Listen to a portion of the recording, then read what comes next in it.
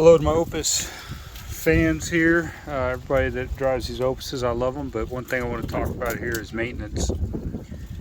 And right now I'm getting ready to adjust the drum brakes because I feel like they're loose from the factory. The brake controller doesn't work very well. You got to put a lot of pressure on the parking brake to get some tension in it, so I feel like it's just a little bit loose from the factory, so I'm going to go in and adjust that.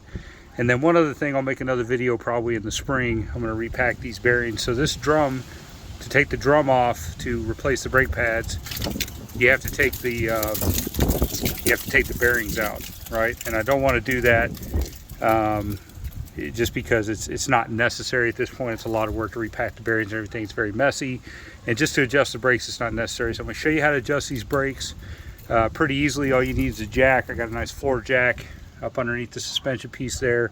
I have a jack stand just as a safety, and I've already adjusted this brake, but while I have it off, I'm going to show you on the back where you adjust, and then I'll kind of show you as I adjust the other one. So if you look back here on the very back, you will see a dust cover right there. And what you do is you take that dust cover off, and there inside of there is a like a geared tooth, and you need a tool. You can use a screwdriver, but there is a tool for it. I'll show it to you. It's this right here. It's a drum brake adjuster is all it is. You can get them very cheap, and you can slide it in and use on this one I use this end here, and I get in there and I rotate that clockwise. While I'm rotating it, what you're going to do is you're going to spin this with your other hand until you feel resistance. You'll feel the brake starting to tighten up. It'll get resistance in it. That means that you're applying pressure to the drum. And then what you're going to do is you're going to back off about a half a turn or a turn until this is free again, or until you get just a barest hint of resistance. And then that's adjusted and it's done, and you can drum brakes adjust themselves after that. Once they're adjusted up as they wear, they kind of adjust themselves out to stay within a certain distance from the drum. So once you get it adjusted the first time, you should stay in adjustment for a good long time, probably until you got to remove the brake pads and do a brake job on it and start the whole process over again. So just wanted to show you how to do that. I'm going to do the other wheel here in just a second, and I'll kind of show you how I do it.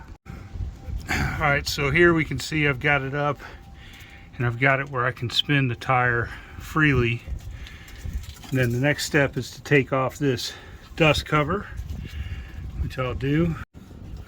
All right, and as you can see here, what I'm going to do is I'm going to get this in here, and while I'm spinning, you can kind of feel it in there. You'll feel when this catches, right? And then you kind of do it like this to get it to spin. Most of the time it's clockwise to tighten them, but you may have to try it. But the other one's clockwise. I think this one's going to be clockwise too.